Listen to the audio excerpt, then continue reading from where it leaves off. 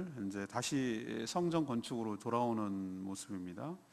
이 사람을 보내서 두로로 보냈죠. 히람 대장장이 놋 대장장이 히람을 데려와서 그에게 이제 그 놋과 관련된 모든 공사를 맡깁니다.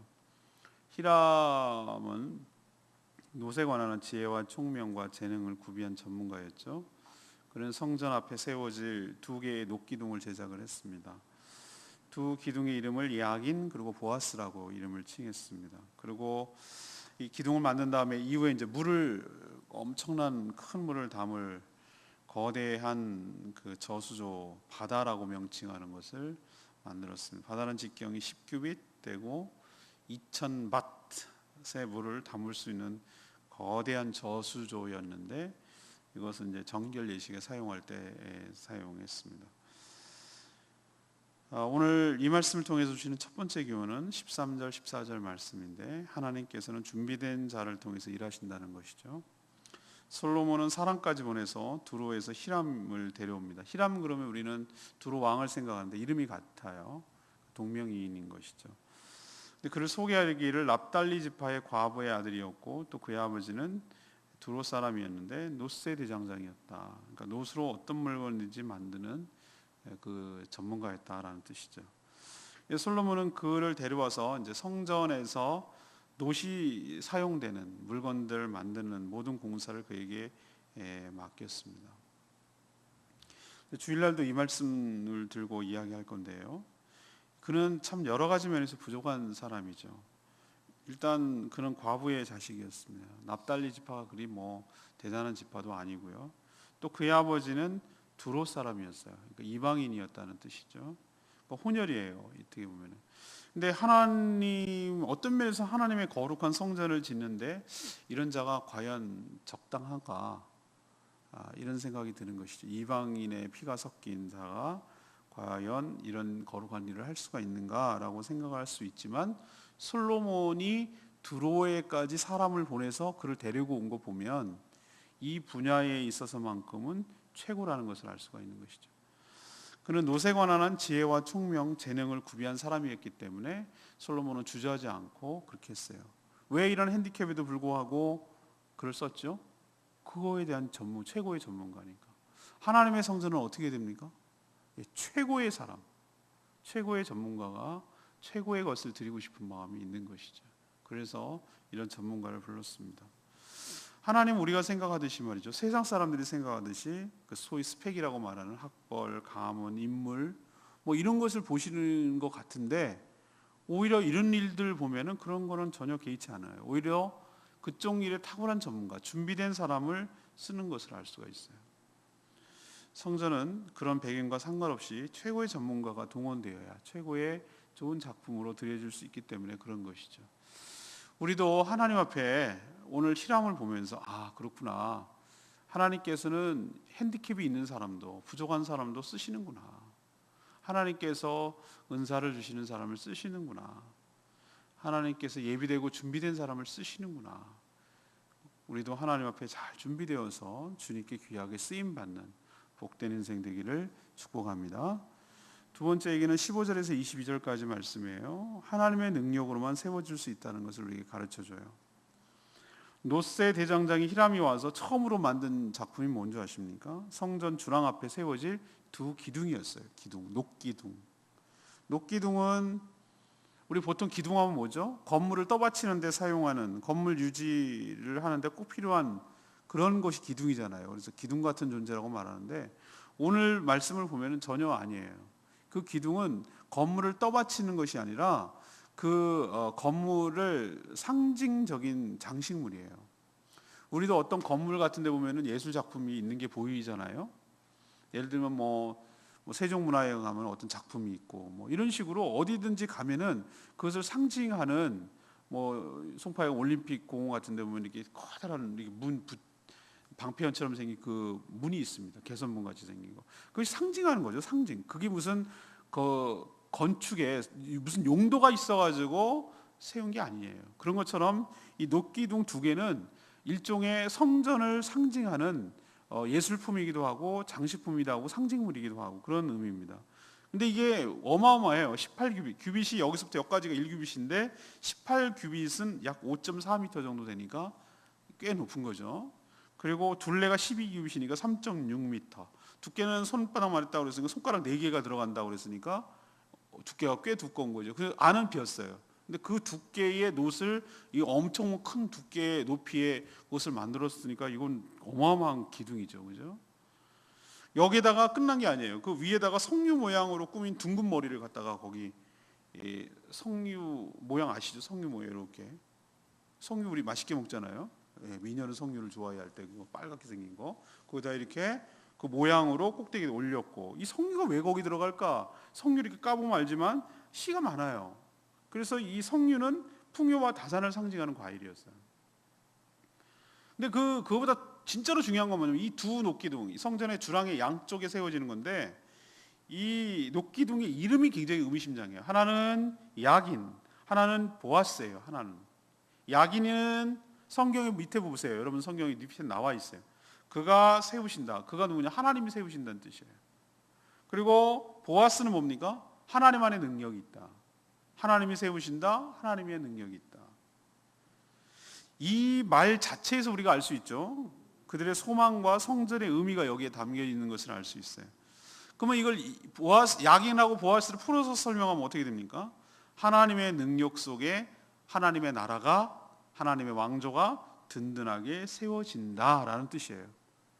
자, 솔로몬이 지은 성전만 이럴까? 우리 몸이 바로 성령이 거하시는 성전인 줄로 믿습니다. 그러면 여기다 적용을 해봅시다. 우리도 오직 누구만? 하나님의 능력만이 우리를 든든하게 세울 수 있는 줄로 믿습니다. 그러니 우리도 하나님만 의지하는 복된 인생 되기를 바라고, 바로 우리가 신앙의 모토로 삼아야 될 것, 이 보아스, 야긴, 보아스. 하나님이 세우십니다. 내 인생도 우리 교회도 하나님이 능력을 주십니다. 우리는 그 안에 능력이 있습니다. 하나님 안에 능력이 있습니다. 그분이 세우십니다. 이렇게 성전에 세우는 것처럼 우리도 그렇게 고백하는 우리의 신앙 고백이 되기를 원합니다. 마지막 세 번째는 23절에서 26절까지 말씀이에요. 하나님께 나아가는 자는 정결해야 된다는 것이죠. 히람이 녹기둥에 이어서 만든 작품이, 이제 두 번째 작품이 거대한 저수조인 바다였어요. 바다처럼 넓었나 보죠. 제가 이거 바다 같은 느낌을 받는 게 어디서 가면 알 수 있냐면은 돌문화공원이에요. 제주 돌문화공원. 제주 돌문화공원 가면은 이렇게 쭉 오솔길을 따라서 턱 가면은 그 박물관 지붕 위에 엄청난 큰 저수조가 있어요. 분수처럼 생긴. 분수도 해요, 진짜 이렇게. 근데 그 밑에서 이렇게 보면은 꼭 호수에 있는 것 같아요. 물 높이까지 딱 맞추면 어마어마하게 긴 수평선처럼 느껴질 만큼 커다란 저수조예요. 커다란 저수조. 도는 데만 해도 한참 걸려요. 그 바다의 지름이 이제 뭐 그 정도까지는 아니겠지만 10규빗이니까 4.5m, 높이가 5규빗이니까 2.25m, 둘레가 30규빗이니까 13.5m. 이 정도니까 어마어마한 큰 저수조죠. 이걸 대하라고 말하기는 너무 크죠, 그죠? 물탱크 같이 어마어마하게 큰 것이죠. 커다란 물통이었습니다. 저장 용량이 2,000바트. 밭 그러면은 태국 돈이 바트이거든요. 바트. 근데 여기서는 이스라엘 사람들이 리터의 개념, 그러니까 부피를 잴 때 쓰는, 물같이 부피를 잴 때 쓰는 단위가 밭이었어요. 근데 이것을 2,000밭 그러면은, 이것을 환산하면은 좀 우리도 한 대, 두 대, 큰 말, 작은 말 이게 다르듯이 좀 달라요, 시대마다. 근데 학자들은 최대치가 44톤 정도 된다 얘기를 해요. 44톤이면요 어마어마한 물이에요. 어마어마한 물. 1톤 물도 어마어마한데 그렇지 않겠어요? 우리가 보통 생수통 18점 몇 리터 아니겠어요? 한 통이 20리터가 안 되잖아요. 그건데 그게 5개가 있으면은 100리터잖아요. 100리터가 또 10개 있어야 1000리터, 1톤이잖아요. 그죠? 근데 44톤이라고? 어휴, 어마어마한 물이에요. 그거를 담을 수 있는 거예요. 바다는 그 12마리 소가 새겨진 다리가 이제 3개씩 남서, 동서, 남북 이렇게 받치고 있었어요. 이 12마리 소가 뭘 의미할까? 이스라엘 12지파 또는 솔로몬이 새롭게 편성한 12행정구역을 상징한다고 봐요. 이스라엘 모든 지파가 이 거대한 물통을 떠받치고 있다라는 뜻이기도 하고 또 그 영향 아래에 있다는 뜻이기도 하죠. 근데 왜 이런 거대한 물통이 필요한가? 성전 안에, 성전 뜰에 필요했어요. 근데 이거 말고도 또 10개나 되는 물두멍, 작은 그 물두멍이 만들었거든요. 이제 내일 묵상합니다만, 물두멍은 희생 제물을 이제 깨끗하게 정결하게 하는데 사용하는 거라면, 이 바다, 엄청난 큰 바다는 제사장이 하나님께 집례하고 제사를 드리러 나갈 때 몸을 씻고 하는데, 정결하게 하는데 사용한 것으로 학자들은 말해요. 그럼 왜 이렇게 많은 물이 필요합니까? 라고 말하면은, 제사장이 많아서 그렇습니까? 한 번에 해놓고 여러 번 나르지 않으려고 그런 겁니까? 아니면 제사장이 죄가 커서 신들 게 많아서 그렇습니까? 어떻게 해석해도 상관없어요. 중요한 건 뭐죠? 정결해야만 하나님 앞으로 나갈 수 있는 줄로 믿습니다. 근데 물이 부족합니까? 아니요. 충분히 씻을 물이 많다는 거예요. 우리 죄가 주홍같이 붉을지라도 주님께 나가면 흰 눈처럼, 양털처럼 희게 될 줄로 믿습니다. 우리의 허물이 많을지라도 주님께서 깨끗하게 하지 못할 죄는 없다 라는 것을 보여주시기 위해서 어마어마한 바다라는 큰 물통을 우리에게 상징적으로 보여주시는 것이 아닌가라는 생각이 듭니다. 아무튼 하나님께 나아가는 자는 정결해야 될 줄로 믿습니다.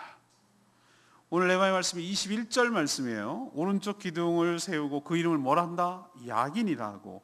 왼쪽 기둥을 세우고 그 이름을 뭐라 한다? 보아스라고 하였으며 그랬어요. 야긴 그리고 보아스, 이것이 바로 성전의 상징이자 모토이자 신앙 고백이에요. 하나님이 세우신다. 하나님께 능력이 있다. 성전 건축을 솔로몬이 추진하고 최고급 자재 사용하고 히람 같은 전문가가 동원되어서 참여했지만 성전을 세우시는 분은 누구시다? 그런 사람들이 아닌 하나님이 성전을 세우신다. 그리고 그분께만 능력이 있다. 교회가 성전은 아니지만 교회 역시 하나님의 능력이 있어서 하나님이 교회를 세워가신다는 고백이 우리의 고백이 되기를 원합니다. 그러니까 우리도 주만 의지하는 복된 인생 되기를 축복합니다. 오늘 세 가지 말씀드렸어요. 하나님은 어떤 자를 사용하신다고요? 준비된 자를 사용하시는 거. 히람을 생각해 보십시오. 두 번째, 몸된 교회는 어떻게 세워진다고요? 하나님께서 하나님의 능력으로 세워가는 줄로 믿습니다. 세 번째는 어떻게 한다고요? 하나님께 나아가는 자는 바다처럼 넓은 하나님의 정결한 물로 깨끗하게 씻은 후에 하나님께 나가야 될 줄로 믿습니다. 오늘 말씀 붙들고 기도하기 전에 우리 찬양집 410장 부르고 기도하는 시간 갖겠습니다.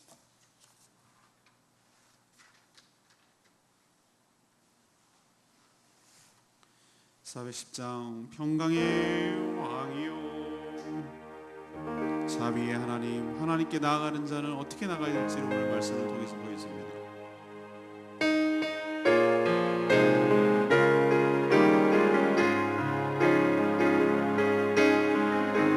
평강의 왕이요 평강의 왕이요 자비의 하나님, 만군의 주시오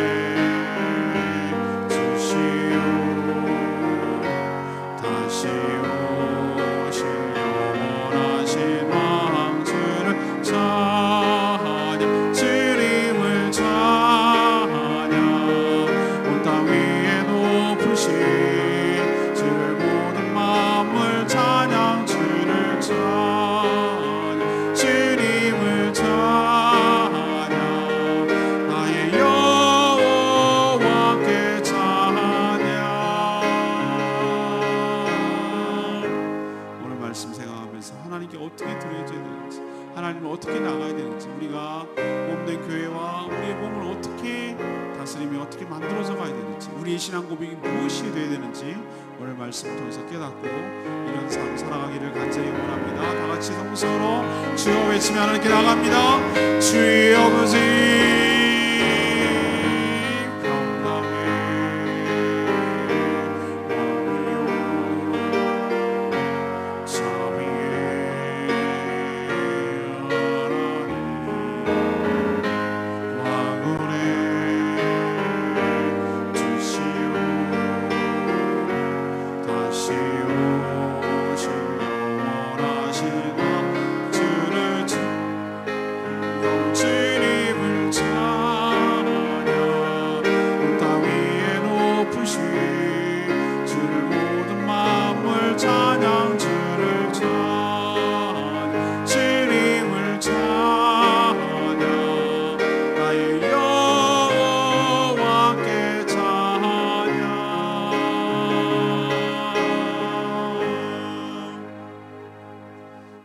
저희도 노새 대장장이 히람처럼 준비된 자로 하나님 사에게 귀하게 쓰임받는 인생 되게 하여 주시옵소서. 하나님께서는 출신, 가문, 학벌, 외모를 따지지 않은 주님이십니다. 저희도 하나님께 귀하게 쓰임받도록 필요한 은사를 주시옵소서. 저희 교회와 저희 인생이 야긴과 보아스 두 기둥처럼 세워지기를 원합니다. 하나님이 세우십니다. 하나님께만 능력이 있습니다. 사람의 잔재주가 아니라 하나님께 능력이 있으며 하나님이 교회를 세워가심을 온전히 깨닫고 순종하는 저희들 되게 하여 주시옵소서. 하나님께 나아가는 자는 정결해야 함을 깨닫습니다. 우리를 물과 피로 정결케 하여 주시옵소서. 어떤 죄라도 정결하게 충분함을 우리가 깨닫게 하여 주시고 주님의 보좌에 보일러 나가게 하여 주시고 정결함을 받게 하여 주시옵소서. 오늘도 하나님 앞에 간구하는 모든 기도마다 응답되는 역사가 있기를 원하옵고 예수 그리스도의 이름으로 축복하며 기도합니다. 아멘.